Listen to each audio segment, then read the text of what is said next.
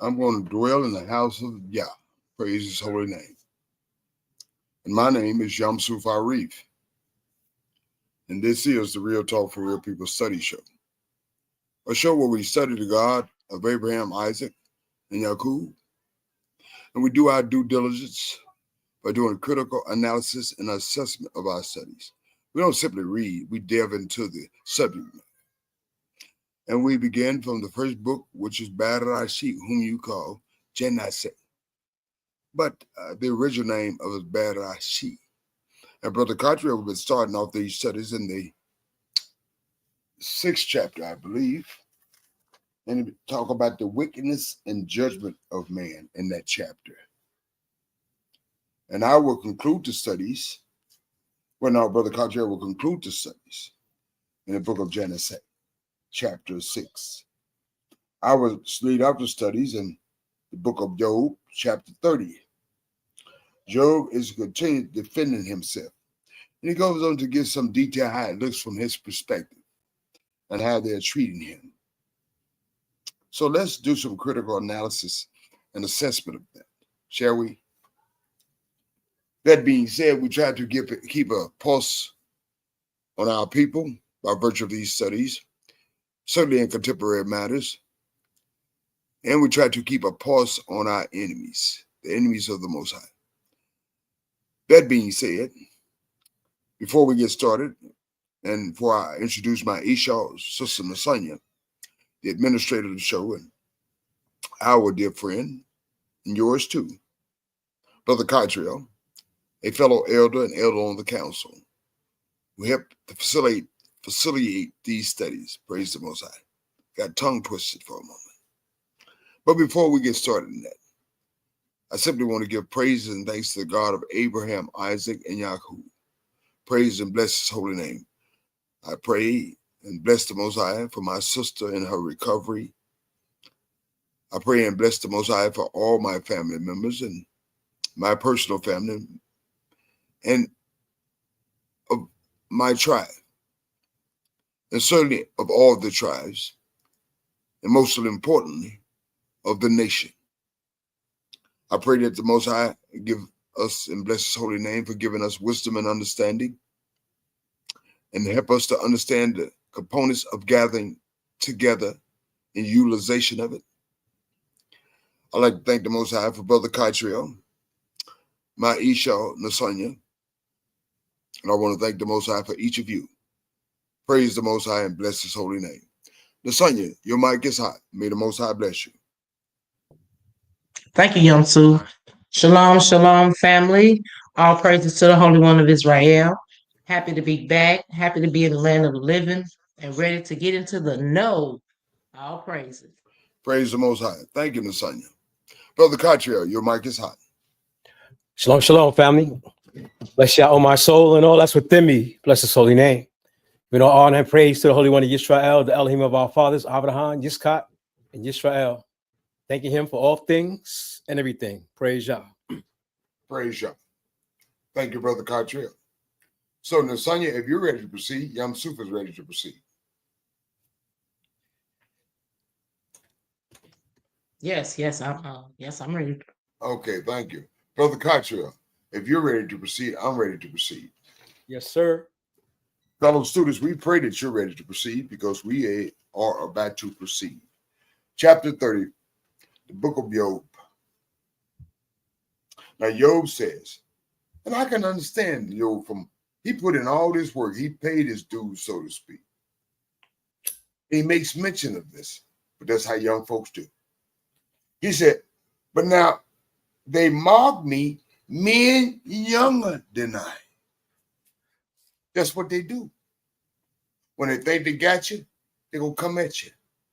That's what Job is making reference to. I put in all this work. I've been connected with the Most High all this time. I've utilized wisdom and understanding all this time. I've done good. I hadn't did anything wrong. Now, here these young folk coming in. I can understand. It must have been important for Job for him to mention. And he said, whose fathers I didn't even care them about their daddies. But they're coming at me. to put with the dog. I cared so less for their daddies. I didn't even want to put them with the dogs in my flock. That's how a low opinion I had of their daddies. Now they coming at me. And Job says in verse 2, indeed, what profit is the strength of their hands to me? What is going to strengthen me to do anything with these kind of folks? What is going to profit me if I try to go along to get along with these kind of folks? And let me reread that. Indeed, what profit is the strength of their hands to me? It's not going to profit me anything to deal with these kind of people. It's not profitable for me. That's what Job is saying. Their vigor has perished. They think they got it going on. Job says in verse 8, they are gone from want and famine, fleeing late to the wilderness, desolate and waste. These folks are wasting away. They don't even see it. And the youngest too. In verse 4, who pluck mallow by the bushes and broom trees roots for their food. They ain't eating like they eating. They ain't got it like that. But they're coming at me pretending like they got it like that. In verse 5, they are driven out from among men, these kind of men, and a woman. They shout at them as at a thief. These folks ain't no good. That's what Job's saying. In verse 6, these kind of men and a woman, and I know these are allergies, but he's making it, they live in a cleft of the valleys. They ain't got no place. They ain't got it like they said they got it. In the caves of the earth and the rocks. They ain't got it like that. In verse 7, in 30th chapter of Job, Job says, under the bushes they break. They just like animals.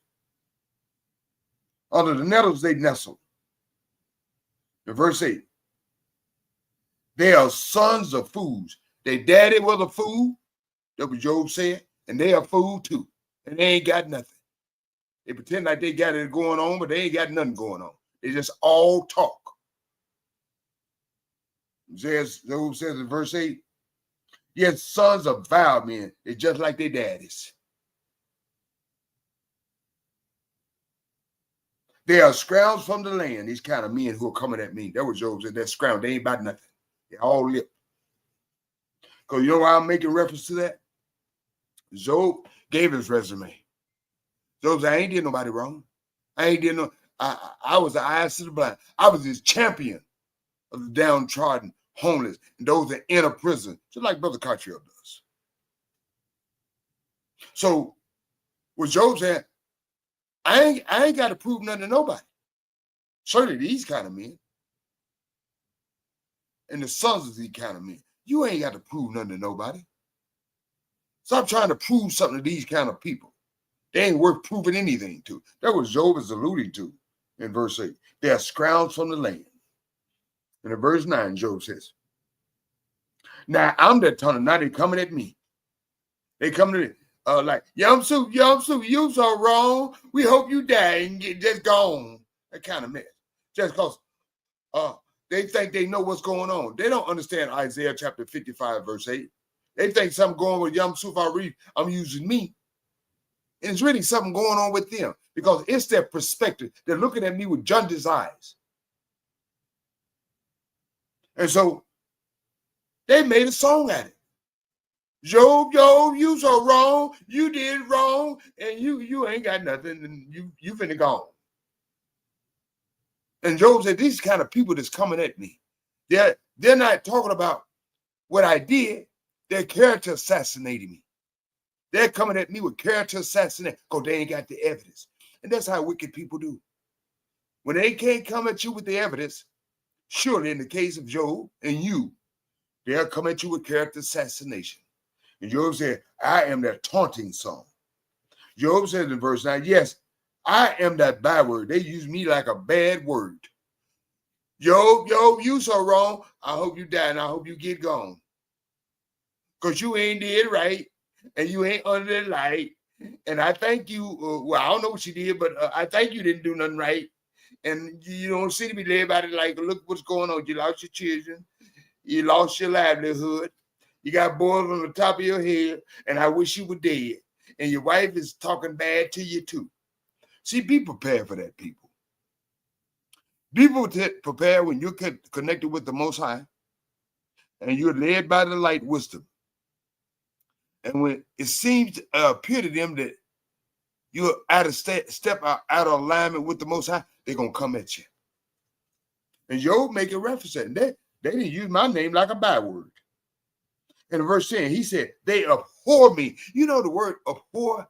That's an intensified word. It's not like hate. It's like hate on steroids. They abhor me. They keep far from me. And they say, I don't want to be around Job. I don't know what he did, but it looked like he did something. And I'm going to say some bad words on him. Job said they abhor me. A word like hate on steroids. And Job said, they do not hesitate to spit in my face. They ain't got no evidence, Job says.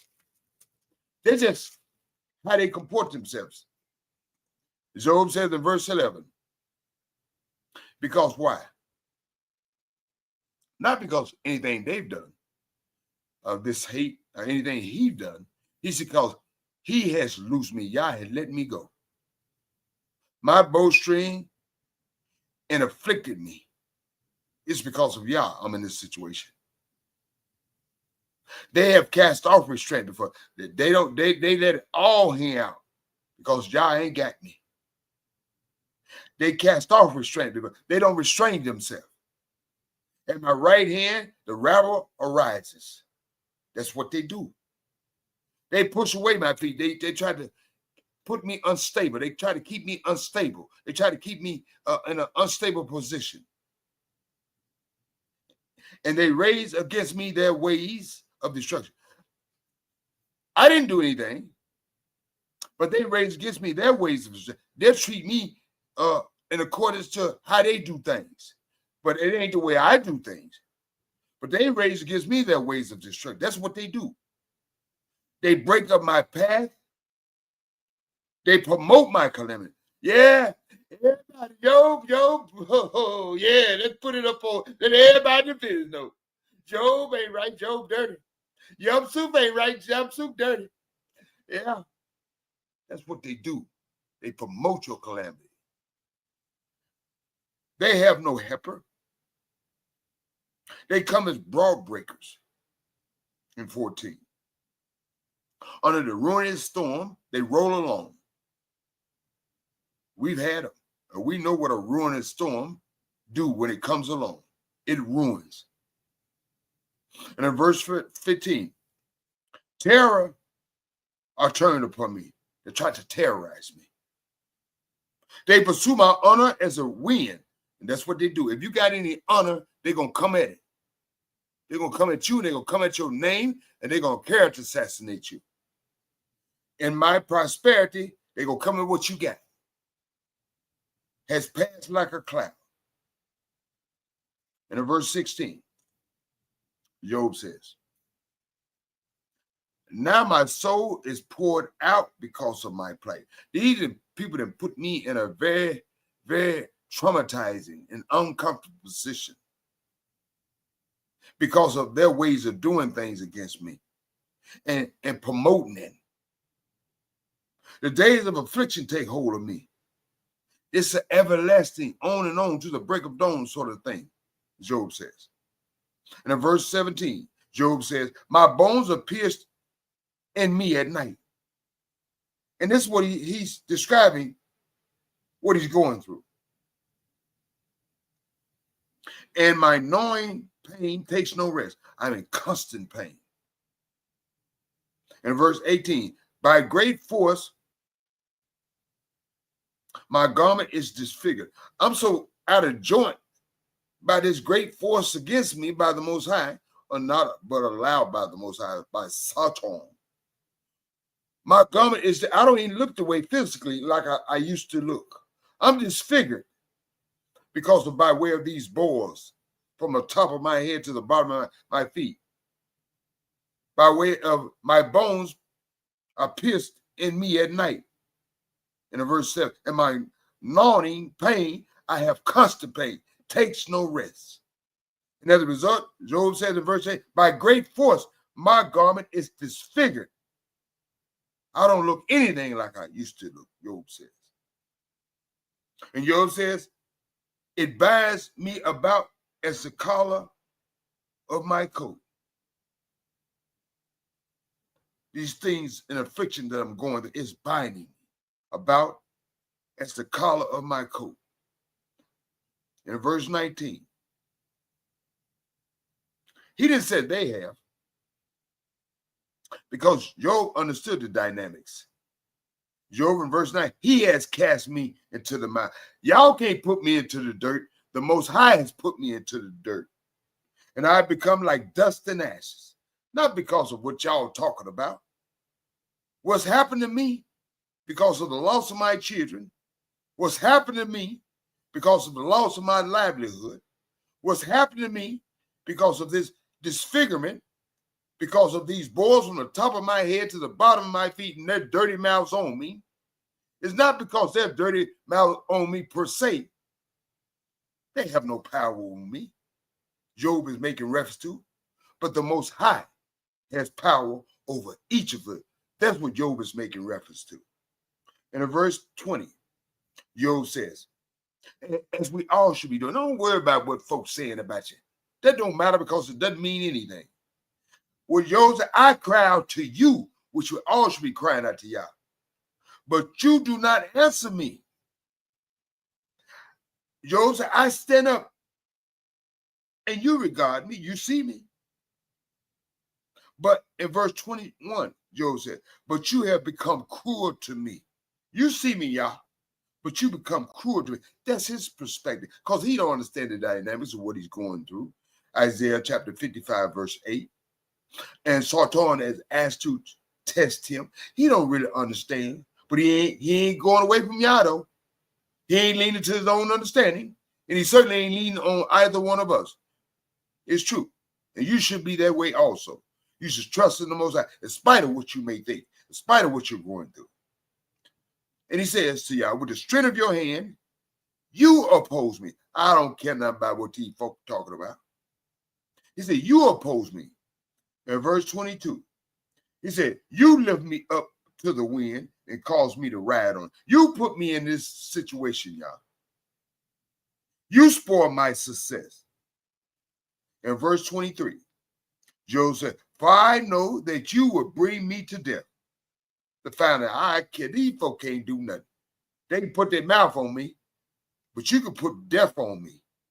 Until the house appointed for all living. That's where we're all going. Job said, you can take me there whenever you get ready. Them, by virtue of putting their mouth on me, ain't gonna mount to it. Don't matter, because it doesn't mean nothing, and it doesn't mount to a hill of beef. But as far as you're concerned, Yah, you will bring me to death. You'll bring me to until the house appointed for all living. And in verse 24, Job said, surely he would not stretch out his hand against a heap of ruins. Why should Yah even consider me? I'm just a heap of ruins. All of us are just heaps of ruin. We ain't special as we think we are. That's why Yah said Job is a righteous man. See, Job didn't put too much on his physical being alone, as King David used to do. I always make reference to King David. And that's why I love the brother, our king. And I suspect that's why the Most High loved it, our king. Because King David had a humble attitude. He didn't think himself no more than what he ought to. And this is how he expressed himself. Lord of Abraham, Lord of Isaac, Yaakov, I suspect, when he made his prayer. He said, Yah, forgive me of my iniquities. They're numerous than the hairs on my head. And I'm lower than a worm. How many of us can say that about themselves? No, a lot of us are stuck on stupid because we want to be something special. And we're especially foolish to think so. That's why y'all don't attend to some of us, because we got a book chest work or vast reservoir full of words and knowledge, but you don't have any understanding. You're not connected with the Most High, and you're certainly not led by wisdom and understanding. That's your problem. Like I said, you got gestures of book knowledge. What rows of book knowledge? And a vast reservoir of book. Now, I ain't knocking that. But if you're not connected with Yah, you're not led by wisdom and understanding. That's all it is. A bunch of words. You need to be humble like King David was. You need to be humble like Job was. He saw himself, I'm just nothing. I'm ruins. Can you say that about yourself? You ought to say that about yourself because you ain't nothing special. Not in this Yom Sufari. It's true. That's why I don't spend my time looking at the skeletons in other folk closets. Because I'm damn sure working on the graveyard in mine. That's what we all should be doing while gathering ourselves together to do what's right under the Most High mandate. Praise the Most High. And so, Job says, if they cry out when he destroys it. And in verse 25, Job says, have I not wept for him? And Job giving a resume again. That's the kind of man I am. Who cares what they say about me? I'm going to stand up for me. And I'm going to tell it like it is. Okay? Job says, he says in verse 25, have I not wept for him who is in trouble? I empathize. I connected. Has not my soul grieved for the poor? I empathize. I connected. In verse 26. But when I look for good, I did all these things. But when I look for good, evil came to me. That's what they do. You can do all the good you want. Ain't no guarantor. Them folk gonna treat you right. And all I'm saying, no, don't negate yourself and stop doing good.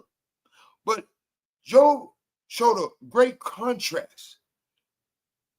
He said, but when I look for good, y'all throwing rocks at me, so to speak.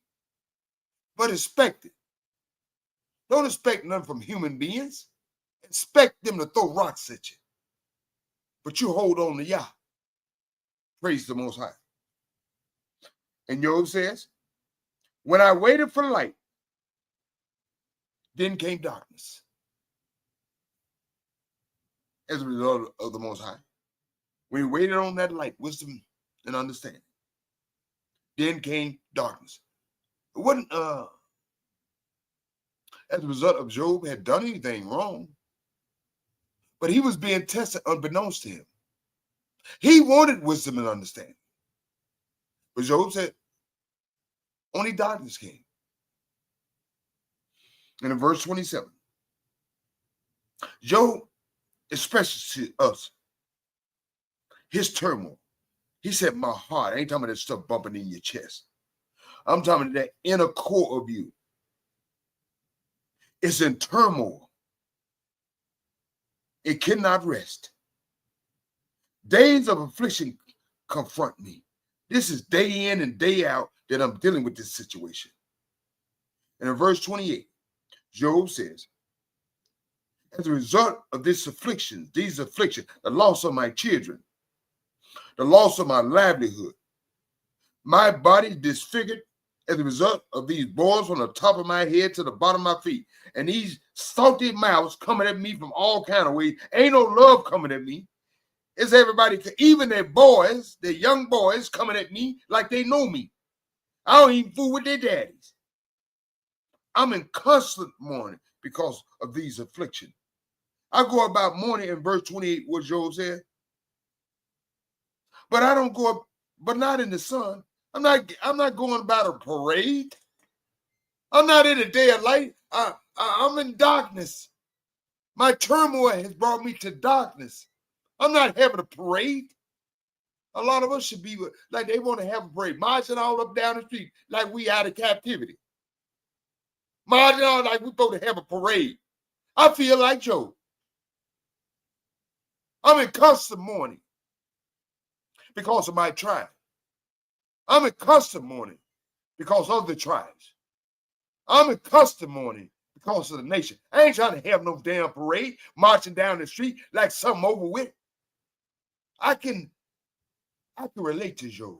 And Job is talking about his family. But the nation is my family. The nation is your family. You ought to mourn for your family instead of having a parade in the light of day. Like it's over with. Let's have a parade. Come on now. And Job says, I go about mourning, in verse 28. But not in this. I'm not having a parade. I stand up in the assembly and cry out for help. That's what we all be doing. All of us crying out for help, just like Job. Instead of having parades. Crying out to the Most High to forgive our ancients. Crying out to the Most High to forgive our contemporaries. Crying out to the Most High to help us gather ourselves together because our thinkers are broken. I can attest to that. Brother Cottrell and I, we stand in the assembly. The Sonia, she stands in the assembly. Fellow students, some of you stand in the assembly. But a lot of us want to have a parade. Like things are over with. Like our brothers not in the inner prison. That our lives are not controlled to every aspect of our life. Like we got it going on. And we're under the auspices and control of our enemies. And we want to have a parade. I can empathize with Job. My heart is broken just like Job is. Job for his family, but us for I'll be for this family, our nation. Job says in verse 29, I've been reduced to the status. I'm a brother of jackals and a companion of ostriches. In chapter 30, Job says because of his physical element, his skin, you know, when people die, their skin get black. Even white folk. And his body is turning against him. And Job says in verse 30, my skin grows black and falls from me. That happens when you die, when your body goes against you. And I can understand the way Job is feeling. I can empathize. I can feel that. Job said, I got these good musical instruments in verse 31, but my harp is turned to mourning. I ain't playing. Brother Cottrell always said, singing the blues. Brother Cottrell always said, we always good at singing the blues. And Job saying, I'm singing the blues. And my flute to the voice of those who weep, singing the blues. And we're still singing the blues. And I can empathize with Job. I can feel Job. Can you feel Job? Can you be a righteous man, as Yah alluded to in regards to Job? To denigrate himself, to humble himself, to call it like it is, and push back on folks that's trying to do dirt to you. Let me tell you something, brothers and sisters. There's a whole lot of folks out there going to try to do dirt to you. You got to fight two battles at the same time. You got to push back on wicked folk, and you got to humble yourself and deal with the Most High. And you got to do that. Because if you don't, who will? And you got to empathize with your brothers and sisters. You can't come up pontificating like you all that since you the best thing since sliced bread. Want to have a parade every time something going. Let's have a parade. We're out of captivity. Let's have a parade and let them see our numbers. Let's have a parade like we control any and every aspect of our lives. Let's have a parade. We don't know who our kings are, where they at. Let's have a parade. We don't know where our high priest and priest at. Let's have a parade. We don't know our tribes are where they at. Let's have a parade. Job said, I'm not having a parade, and we shouldn't have a parade when it comes to this nation. I can understand it in regards to Job, speaking in regards to his family and his livelihood. I get what y'all are saying. There ain't no time for parades. And Job understood that. There ain't no time for no parading around. It's time to put in some work. Everybody in this nation. It's time to put in some work. Everybody in this nation. Men, women, and children alike. It's time for everybody in this nation to turn to the Most High. It's time for everybody in the nation to pray for our ancient world, for the mistakes they made that got us universally captured. It's time for all of us to cry to the Most High for our contemporaries. It's time for all of us to stop these damn parades and put in some work and gather ourselves together so we can do something for one another. Praise the Most High. I understand you, Brother Joe. I pray that they understand you too. Lasagna, may the Most High bless you, sister. I kind of get a little upset because these studies are very touching, especially if you love the Most High with all your heart, mind, soul, and strength, and your brothers and sisters as yourself. And you see the foolhardery that we're into, getting on Facebook, cussing and fussing and lying and talking about one another, being divisive instead of being unifying. So it's quite humbling. It's quite traumatic. So I can understand what Job is going through for his personal life is concerned. I can understand how he pushed back on a bunch of foolhardy. I can understand it. And I pray that you can understand it too, fellow student. Lasagna, you have the mic. May the Most High bless you.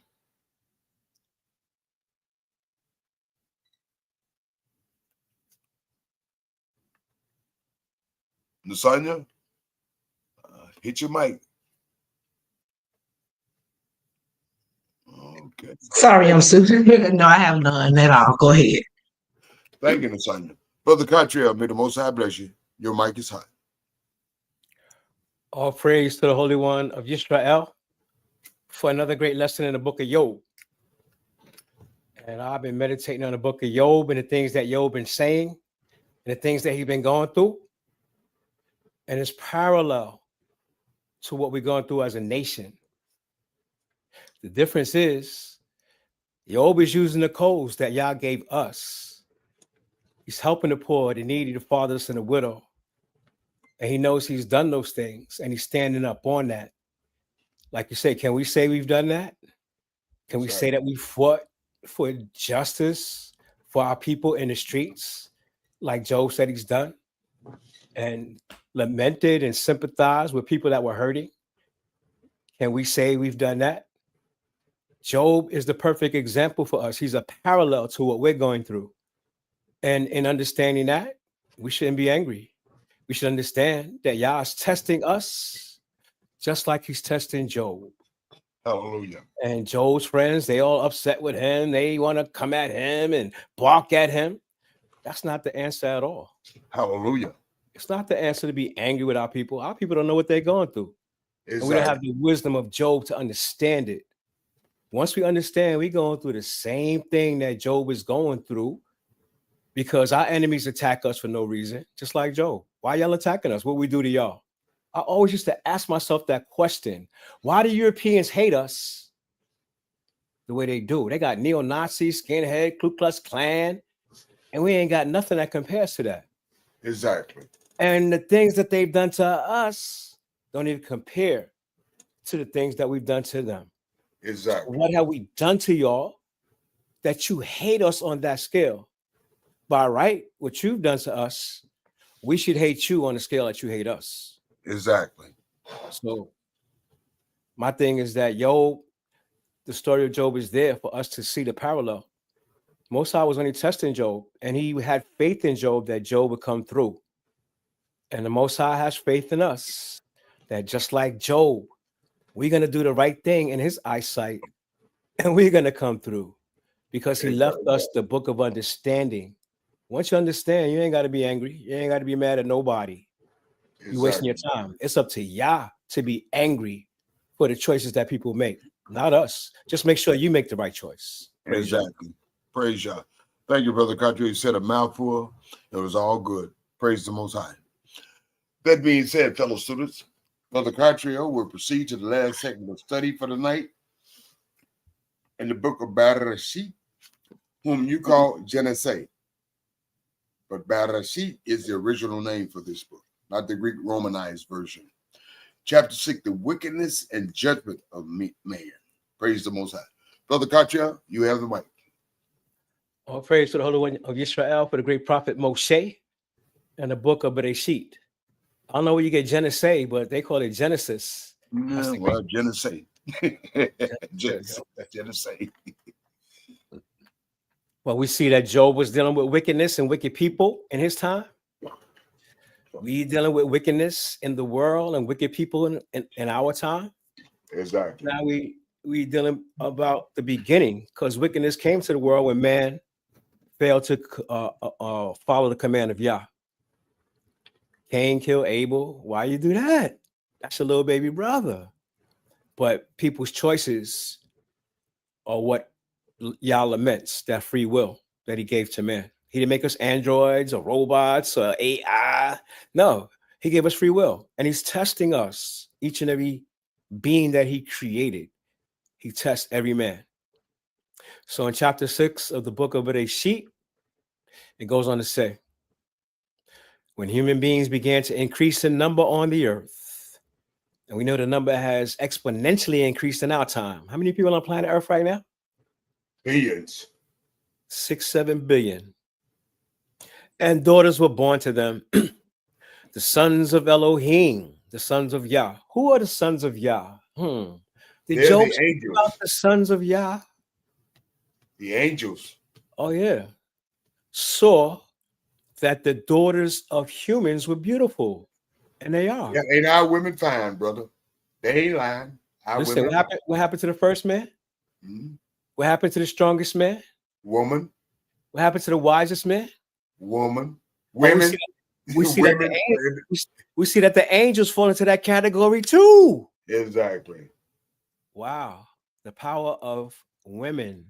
Exactly. I don't even But- think they realize or know the power they got But unfortunately, some of them don't utilize it in a the proper way. perspective. Right. Right. She's supposed to help man in Yah's mission for man on earth, in Yah's creation. And they married any of them they chose. Then Yah said, my spirit will not contend with humans forever, for they are mortal. Their days will be 120 years. 120 years before he brings the judgment. He ain't talking about lifespans. He's talking about the day of judgment. 120 years. The Nephilim, and Nephilim in Hebrew means the fallen ones. Fallen. That's why they say the Melokim, which are the angels, fell from the heavens onto the earth. They said the Nephilim were on the earth in those days. Also afterward, when the sons of Elohim, when the sons of Yah, so that the daughters of humans and had children by them, they were the heroes of old, men of renown. Used to talk about the giants in the antediluvian period, where they're trying to say that technology was way better than what they have now. You see mega structures that they can't even figure out how they built, like the pyramids and monuments around the world. They trying to attribute to aliens. But this was this mixture between the angels and humans. Yah saw how great the wickedness of the human race had become on the earth, and that every inclination of the thoughts of man's heart was only evil all the time. And it seems to be that way today. Every man for himself, so much bloodshed in the earth, so much wickedness and corruption that goes on worldwide, that we in that time, just like Noah. Yah regretted that he had made man on the earth, and his heart was deeply troubled. So Yah said, I will wipe from the face of the earth the human race I have created, and with them the animals, the birds, and the creatures that move along the ground. For I regret that I have made them. But Noah found favor in the eyes of Yah. This is the account of Noah and his family. Noah was a righteous man blameless among the people of his time. And he walked faithfully with Elohim, with Yah. And that's the thing. The people of Noah's time didn't walk with Yah. They were leaning on their own understanding. They probably had no clue as to who the Most High was, just like now. People rely on science and the doctrines that they have, idolatry and religion. They're not walking faithfully with Yah. Noah had 3 sons, Shem, Ham, and Japheth. Now the earth was corrupt in Yah's sight. And I'm sure it's corrupt in Yah's sight right now, even more so now than back then. And was full of violence. Because the people back then still lived to be 5, 6, 7, 800 years. You can't even get past 70. Elohim saw how corrupt the earth had become. For all the people of the earth had corrupted their ways. So we can say that today. They don't know the God of Abraham, Isaac, and Jacob. How many people on the planet Earth right now calling the God of Abraham, Isaac, and Jacob the true creator of the heavens and the earth? So Yah said to Noah, I'm going to put an end to all people, for the earth is filled with violence because of them. And we could say the same thing today, and the violence is even worse because they got bullets and they got bombs. I am surely going to destroy both them and the earth. So make yourself an ark of cypress wood, make rooms in it, and coat it with pitch inside and out. This is how you are to build it. The ark is to be 300 cubits long, 50 cubits wide, and 30 cubits high. They say that's about 450 feet long, 75 feet wide, 45 feet high, about 4 stories, 4 or 5 stories high. Make a roof for it, leaving below the roof an opening 1 cubit high all around. Put a door in the side of the ark and make lower, middle, and upper decks. I am going to bring flood waters on the earth to destroy all life under the heavens. Every creature that has the breath of life in it, everything on earth will perish. But I will establish my covenant with you, and you will enter the ark, you and your sons and your wife and your sons' wives with you. You are to bring into the ark 2 of all living creatures, male and female, to keep them alive with you. 2 of every kind of bird, of every kind of animal, and of every kind of creature that moves along the ground will come to you to be kept alive. You are to take every kind of food that is to be eaten and stored away as food for you and for them. Excuse me. And Noah did everything just as Elohim, Yah, commanded him. And that's the whole duty of man: fear Yah and keep his commandments. And this was a monumental task that Noah had to complete in 120 years. But he did it.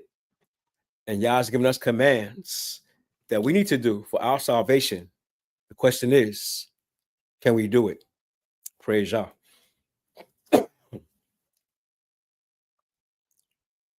Praise Yah, Brother Cottrell. Thank you very much. That's very in depth. You know, the thing about that pointed out to me, I ascertained Noah didn't have to go get these animals and creatures. They came to Noah. And Noah had brothers and sisters.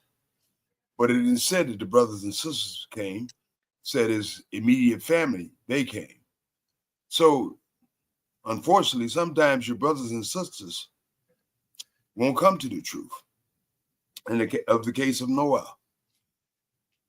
And the Most High is very explicit. Noah didn't have the liberty to do what he wanted to do, when he wanted to do it, how he wanted to do it, as far as the building that ark was concerned.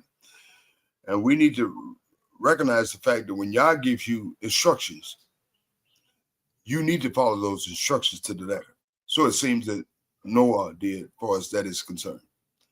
Praise the Most High. So I think Nasania's busy. I think I hear in the background. I don't know if Nasania has anything to say at this juncture. I hear in the background out of my studio and her studio.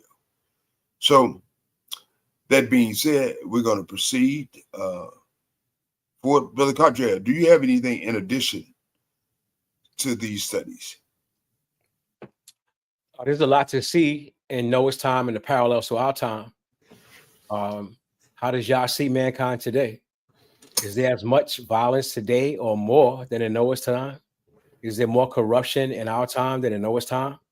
And what does it mean if there is? Is Yah on the brink of bringing judgment again in our time based on what we see? And I would say we're really close to the time when Yah has to do something, because mankind is definitely out of control.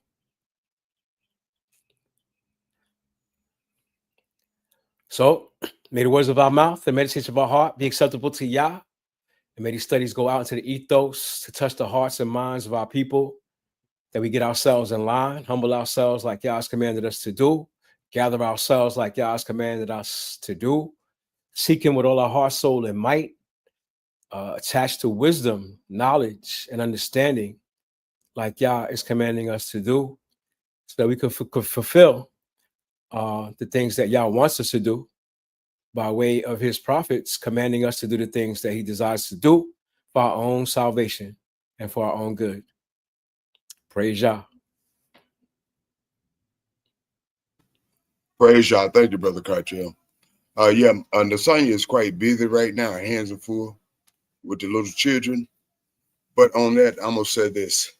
I want to thank Nasanya for her efforts and her dedication to the God of Abraham, Isaac, and Yaqub.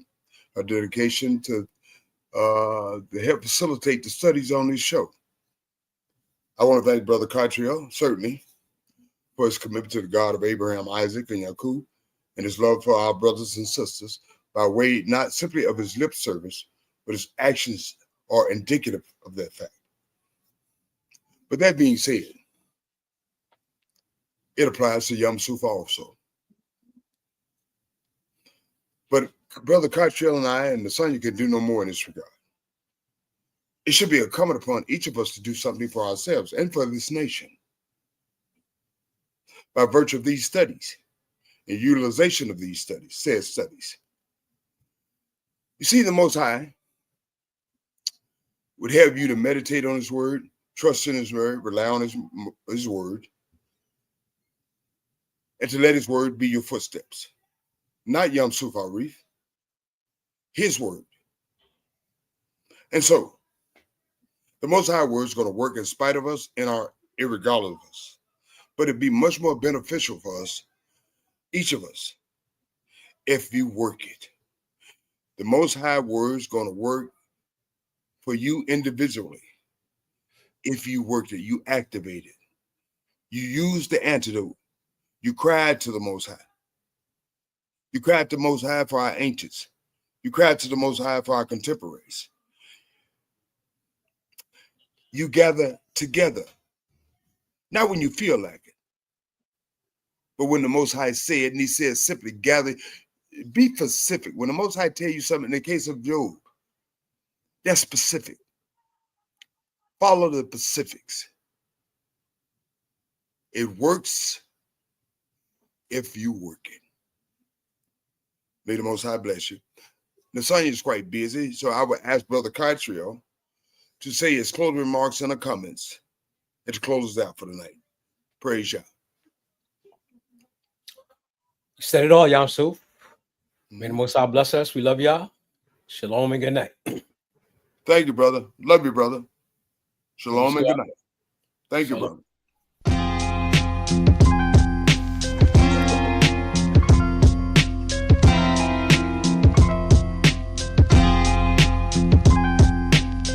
What about the love in me? What about the love in heart? What about the love in soul?